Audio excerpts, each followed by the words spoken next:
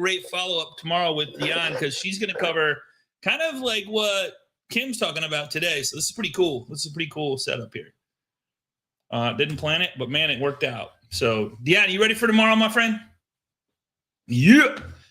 All right, welcome to MLO Live Show. I'm here with my dear friend, back in the saddle. Man, I had that song too, I think. Back in the saddle with after 4 weeks off, back surgery. Yes, and back. You are back with a vengeance. Like I think you just need to find something else to do because. Right, honestly, yeah, the pipeline fills up when I'm gone. It's a strategy.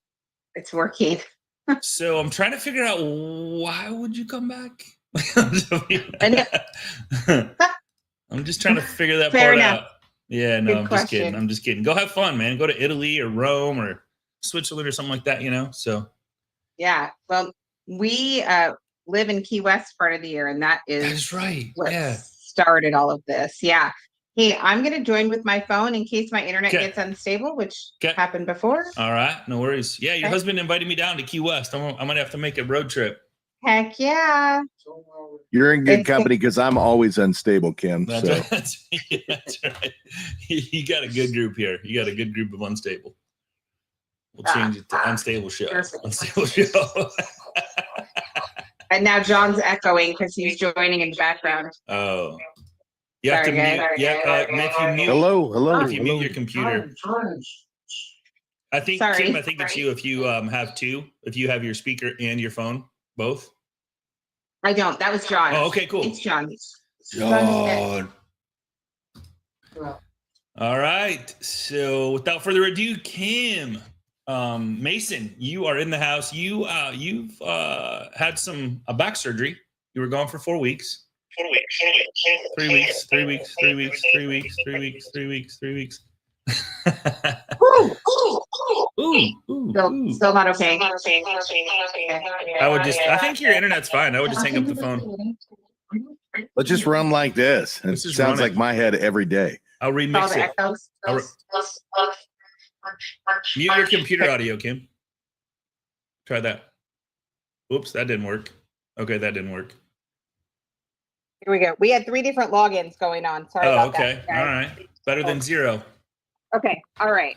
I'm on. Cool. So gone for 4 weeks, and pipeline was more full when I got back than when I left. So I thought I would come on and share with you guys kind of how that worked out. Yeah. Scott, yeah, I sent you some notes. So anything that you want to ask about, or guys, if you want to interrupt me and ask questions, just go for it. And I already have it ready. I already have it ready to share. So you are good to go. Yeah. Do you want to share it on the screen, or do you want to do it, or you want me to do it, or what are you thinking? Go for it. Okay. All right. Let's do it. Let's go. One more sinking momento. All right. Here's my screen. Here's the link that we need to share. Where's the PowerPoint? Let me see here. Let me open that up. Coming up soon here. Kym, you're getting quite a file here of stuff that you bring to the show. So it's pretty cool. Perfect. I gotta get some more on there. All right. So here we go. 4 weeks out of office. Full pipeline. Okay. So while I was gone, we had 8 closings. Everything closed on time. No fallout, no fires. Added 10 loans while I was gone. And that was purchased. So that was before these last, like yesterday, put 6 refis in, but that doesn't count. Yeah. Okay. So 10 plus that. 6. Yep. Wow. Yep. Okay. And let's see. So I wanted to talk about like the keys to this for how do you prep to be gone and out of the office, whether it's vacation or in my case, it was a surgery. Yep. So being real intentional about my preparation and how I communicated with my referral partners, my clients, and social media, what I did there beforehand. And then also having a clear communication strategy. Do you want me to share my screen? No, I got it. Yeah, I was just tweaking it so I could have yeah, there you go. Okay, cool. Sweet. Okay. And then deciding what your boundaries are for while you're out, have a consistent process before you're out of office. So for me, I have a really consistent process for my loans and my team, ahead of time, before I was gone, so that it's like a plug and play system. So it's a lot easier to be gone. Cool. And then I also set, like, I decided ahead of time, like, what are my expectations, and for the people who are helping me while I'm gone, and also, like, who has decision rights while I'm out of office? Because if you don't give people the authority and the autonomy to make decisions for you while you're gone, and they feel like they have to come to you for everything still, then you can't be gone. Yeah. Right on. Yeah. Yeah. So I thought I would talk about kind of what my team consists of first, because that's going to impact, right? That's you guys. that's a huge deal. So okay. How many, like, you knew this was coming, so obviously it was scheduled out a ways. Yeah. And you've done this before. Like, you've talked to me, we've talked about you, like, removing yourself and how you set this up. And you set this up from like not day one, but you've worked towards this. So just probably prepping the team, like, hey, I'm going to be out, like, literally. And I can't wait to share a couple of the slides where you actually show what you you moved from your phone. I was like, woof, that's going to give some anxiety here on this call. I promise you, with the people that are here, I'll be like, what? Yeah. So, tell us, do you want me to go to the next slide? Sure. Okay. All right. So, this is crazy. So you took your email off your phone. Oh, I think you paused screen sharing. Oh, did I? Okay. Yep. Okay, there we go. Sorry. Yep, no worries. All right, there we go.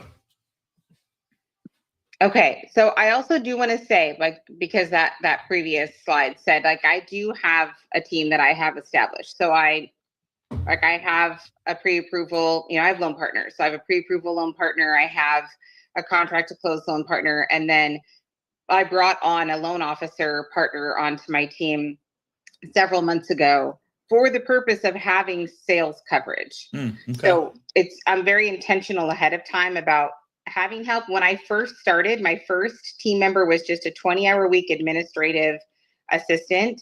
And then I partnered with another loan officer in my office to help me with coverage. So if that's where you're at, like, that's where I started. Okay. All right. And then, my boundaries here, my calm strategy. I took my email off my phone and my iPad for 3 weeks. So I was not in my email for 3 weeks. I took social media off my phone for the first 10 days. And I did not put an out of office on my email or my voicemail because I was gone so long, and it was surgery, and I didn't know, like, how long I'm going to be gone. And it worked out fine. It was fine. If I got voicemail on my cell, I forwarded it to the team member who could respond. And then my CRM is Bonzo, and I forwarded that to my loan officer, the other loan officer that works on my team. And also my email was forwarded to her, all of it.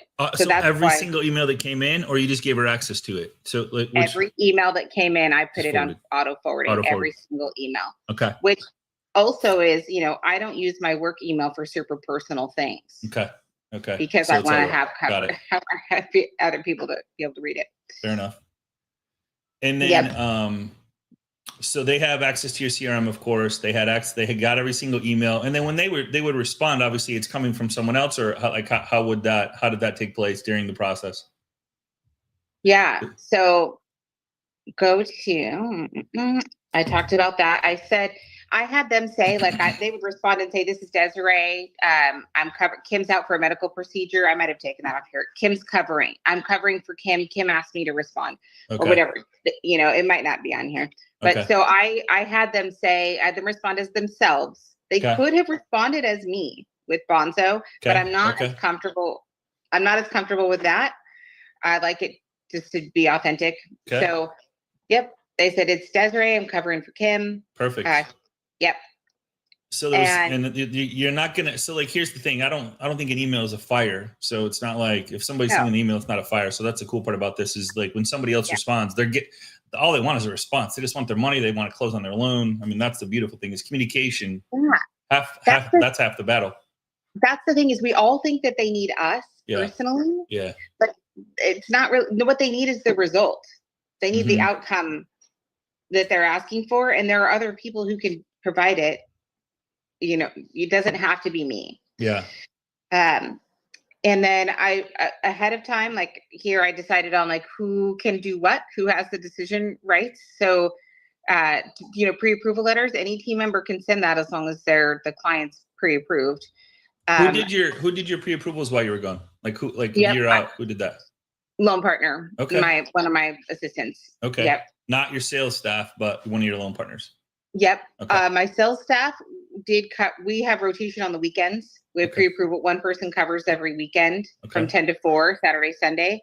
And my loan officer covered on those weekends for me that I would have normally covered. And do you put that out there? Do you let your agent partners know that, hey, we have somebody on staff 10 to 4 with Saturday, Sunday?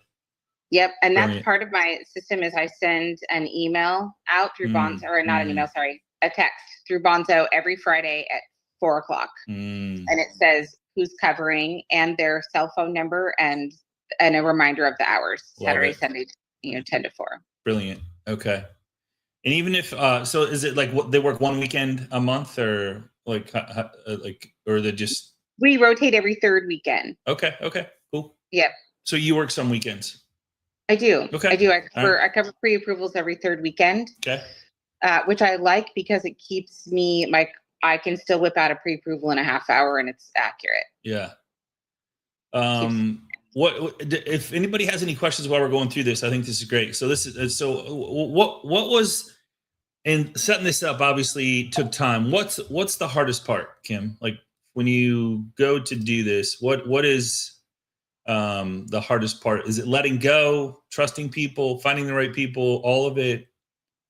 Because this is what allows you to scale. Part for me, let's go to the screen of what I prepare. Yeah. Okay. The hardest part for me is feeling like someone's going to need me and I'm not going to be there for them. I don't like to let people down.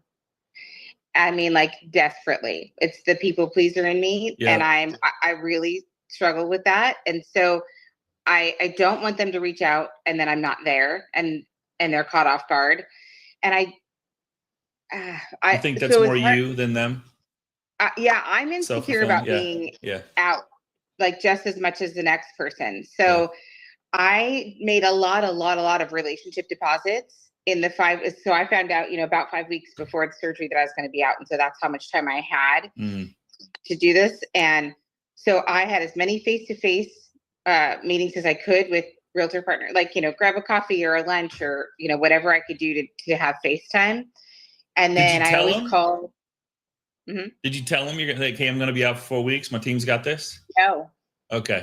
I was wondering about that. Okay. I told my partners are my friends, my top 30, 32 agents. Okay.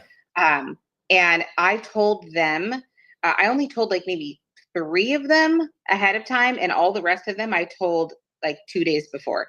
Okay. And I sent it in a group, in a text. And I was super casual about it. I'm like, hey, I'm going to be out for surgery for a little while, but my team, they got you, and left it at that. And then, because how agents are. Well, I was wondering, did it come up? Did it come up? Because a lot of people, like I hear this all the time, like 9 out of 10 times, they want to talk to me. The agents want to talk to me. My clients want to talk to me. So a lot of that is around my processes that I've got established ahead of time. So they know that I have a team. They're comfortable with the fact that they talk to my team if they need, weekend pre-approval. They talk to my team throughout the loan process when they have files in process. The other piece that I did in the prepare is my loan officer that I brought on my team. I brought her to my real estate office meetings every week for the last. Yeah. So I also began compensating her. I give her 10 bips off all of my closings, no matter if she touches them or not. And I started doing that a few months ago in exchange for her I didn't know about the surgery then, but it was in exchange for her just being available to help me. Okay. If I'm on vacation or if I need some coverage or if we get, slammed and I need some help, I'd give her 10 bips off everything. And then I don't feel bad asking her to help me. And Carla's asking, is your loan partner licensed and salaried or commission? I think you just answered part of it. Yeah. Two of my loan partners that are full-time loan partners, they're salaried, plus they get 10 bips off each of my closings. Okay. And then my loan officer partner on the team is not salaried. Okay. She has her own production. Got it. Cool. Yep. All right. And now I can't remember what the last question was, but no. It was just. I think we were talking about the letting, like the agents want to talk to you, clients want to talk to you. Yeah, that's right. Yeah. Do you set that expectation right up front, or how do you deal with that? Because I think a lot of people have that. Yeah, I warmed that up because they, like I said, they're super familiar with Desiree, my loan officer on my team, ahead of time, because I started bringing her to everything with me, and she's not a brand new LO. She's been an LO for 10 years, so she's super competent. And then my realtors who refer me most often and are the ones who would really want to talk to me and expect their clients to talk to me, those are the ones that I told ahead of time. Okay. And so there are some that want to talk to you specifically. So you do have a couple of those. Yeah. Okay. Yeah, okay. I do. I do. But they also aren't weird about it. Okay. If I say, hey, I'm in something, for the next 5 hours, I need to have Desiree call. They're like, okay. Yeah. Very cool. Very cool. Awesome. Yeah. Love it. So I did a lot of, as you can see, like a lot of touches with my realtors before I was gone. I mean, I even took a trip to UWM and took agents with me before my surgery. Crazy. I was like, I go to 2 real estate office meetings a week that I speak at because I'm their preferred lender. And so I had those. I hosted that agent class at my office. That was the AI class. And then before I left, I pre-scheduled communications from my CRM. So it was text that went out to all my agents on Mondays because they're used to getting a call from me on Mondays. So I sent out a text every Monday that said, thanks so much for trusting my team. I appreciate you. I'll be back. I'll be back soon. So I did that. I set those up for 3 weeks. Gotcha. And then with clients, I kind of did the same. Like I just over communicated with them. Call, text, all of that, referrals, pre-approved and looking, current pipeline. If they were current pipeline, like they're in process, I did let them know because I didn't want them to feel abandoned. Yeah. So I just let it, they were already communicating with my team anyway. So it wasn't a big deal. They would have never probably figured it out. Yeah. So the 60 refi, that's crazy. You got 60, and that's probably everybody on here. Like they all have all these refi, strike rates coming. Yeah. What about social media? Like who did you schedule that stuff out, or what'd you do? So I have a independent contractor person who helps me with my social. So I record stuff and then send it to her and she schedules the posts. So I tried to post several before I was gone, right? Trying to get out there. And then I pre-recorded videos for her that she could post while I was out. Because the first 2 weeks I was gone, I didn't even want anyone checking on me. I knew I was not going to be in a good place to respond. Yeah. And I would feel bad if I didn't answer. So I just didn't even want to tell anyone really. And so for that first 2 weeks, she just posted things that I had recorded ahead of time. And it was funny how surprised people were. I didn't know you had surgery because I'd been, posting things. Yeah. And it's easy to just do a video. You don't even have to talk. And then they can, she put words over it or, music in the background or whatever. And then I also did a lot of engagement on social before I left. So like I said, I was trying to make a lot of So it was hot. Yeah. I was like making comments on posts, replying to stories. And what I was doing was making myself very, like they felt my presence. Yeah. Yeah. Because to us, it feels like being gone even a week is a long time. People don't even notice when you're gone a week. I swear, they don't even notice. And 4 weeks obviously is a long time. But if they hear from you a lot. Yeah. And then it's funny, 4 weeks isn't that long. Like people are busy with their lives. 100%. Just the thought. Yeah. So I don't forget, just the thought, if this ever happens to you or anybody else, you could take 3, 4, or 5 of the posts that you put out there before, and then run dollar a day ads to it while you're out. So it's still showing up. So like, oh, she's still there. She's still like, they never miss you. They never like, so where'd she go? They never ever wonder about that. So just one way to spend very little money. $1 will give you hundreds of views and views from people that have never seen your stuff before. So thought. Great suggestion. Yeah, because I was still present in their minds. Yeah, because I was so uber present. Yes. Yeah. Before I left, and then preloaded on the social. Let's talk about this one. Lesson learned. Let's tell me about this one right here. What happened here? Yeah, because obviously it's not all perfect. Right. So this one I didn't count it as a loss because we never got it. Okay. But it was $1 million VA loan, and okay. They were doing a 4% seller concession, and they had been negotiating on like 3 different properties, 15 different ways. They wanted 3-1 buy down, 2-1 buy down, 1-0 buy down. I'm going to pay for it. The seller's going to pay for it. It was like, and they wanted it spelled out ping pong ball to the dollar on every. So I did it myself, and I didn't have my team do that because I was like, oh my gosh, they won't have time to work on anything else. So we were out of sync. We weren't, this wasn't part of our typical process. Cause I have the same process every time. We have email templates. We have like everything happens in order, and they get the TCA and all of the things. This one, they didn't get the TCA because they wanted like 20, different. Oh God. Strategies. Okay. So I had sent fee worksheets with the different buy down strategies. And then they wanted very different purchase prices as well. Different properties, different. And so it didn't follow the usual process. And I forgot to give clear instructions to my team. Don't create a TCA for them. It's just going to confuse them. I've been using a fee sheet. And even though my team was included in those emails and they saw that the fee sheet had gone out, our process is so consistent that it didn't occur to them to not send do it. Got it. And the borrower was, and then it didn't match because it was a little tricky. Like the first TCA that went out had the wrong buy down on it for what they wanted. And the borrower worked for a bank.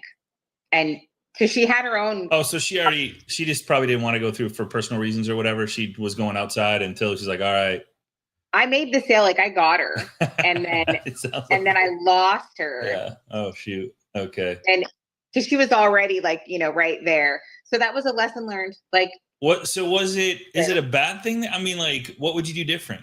Not send the TCA, or like what? Correct. Okay. I would have sent the TCA. I would have clearly communicated to my team before I left, instead of assuming they were going to know not to send it. Never assumed. That was my fault. Yeah. Okay. Should have said like, hey, study this fee sheet. Don't send anything different.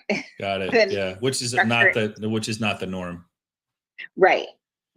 Gotcha. Let's talk about actions, because I think this is a big one. Yeah. And I think, like we talk about this because you were gone for 4 weeks, but Kym, are you going to change anything? I mean, no. how much of this stuff is now part of the equation? Because I mean, it worked pretty dang good.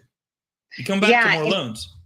It was part of the equation before I left, to be fair. So when it says here, design your process, like what can you automate? What templates can you create? What campaigns can you set up? Yeah.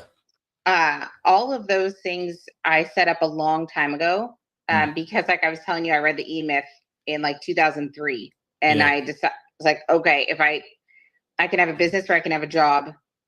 I only have a business if it can survive without me. Yeah. So I designed all of that ahead of time, and I have very clear job descriptions. I have clear processes. It's plug and play. And so that is the key. In 2022, I took a 4-week sabbatical, and in the whole month of November. And I knew ahead of time, obviously, like I decided that like 9 months in advance. So I had lots of time for that. And on that one, everyone knew I was going to be gone. But So that was the longest I've ever taken. And then one time before that, I took 3 weeks at a time. Love it. But I am typically out of the office 10 to 12 weeks a year. And 4 of those weeks, I'm off email. Yeah. So, mm-hmm. So here's my question, because a lot of people like don't get to this point where they remove themselves from the equation and let stuff break, if you will. Yep. To find out what exactly isn't working. Yes. So did you come back to go, we like tweak this, tweak that, or did you, or was it pretty fine tuned because you've been working on it for so long? Or what would you recommend to somebody? Because this is where you find truly where the breaks are. Yes.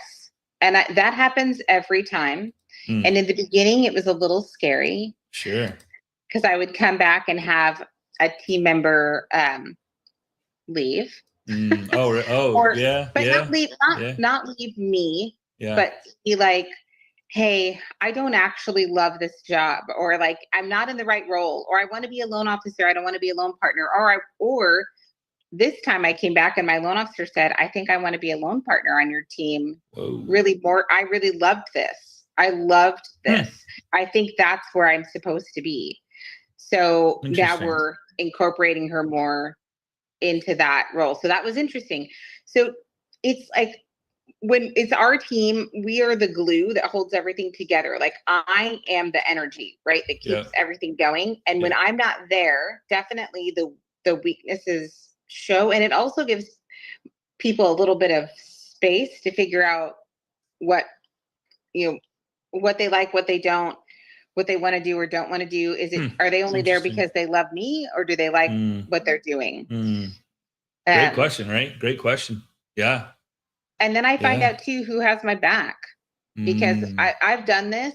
When I've had, a branch of 21 people, and right now there's just 8 of us. But at 21 and a lot of loan officers, you find out when you get back, like, maybe this person isn't the best fit. Yeah, right. Yeah. Because of one way, so, I mean, that's the beautiful part. Like, kind of go backwards to go forward, like one step, one step back, 2 steps forward, like 2 steps back, 4 steps forward, whatever. So the only way to do it is to find out. And that's where I think people are scared, because we work so hard to get to a certain point. And then we're like, all right, now we're stuck, and we get frustrated and we kind of settle, I think, for just where we are, because that's all I can do, because I'm too scared to let go. But letting go actually allows you to move forward. A little bit of a fish and hook, I am more energized right now than I have been in. I mean, it feels like years. Why is that? Could not be happier to be at work. Man, you want to like your business again? Be gone. Be gone. Be gone for a week or more, or a few weeks. I mean, I could not wait to get back. And is it because you removed yourself and like kind of could see from the outside looking in? Yeah. Yeah. And the good news was I missed it. It made me realize, like, okay, I'm doing the right thing. I'm exactly where I'm supposed to be and doing what I'm supposed to be doing, because I missed it. It was very hard for me to not re-engage after week 2. I love it. So it was like, oh, all right, I'm exactly where I'm supposed to be, doing what I'm supposed to be doing. And sometimes you don't know that if you're just on the hamster wheel. Right on. Very cool. Love it. Good stuff. Any questions for Kym while we got her?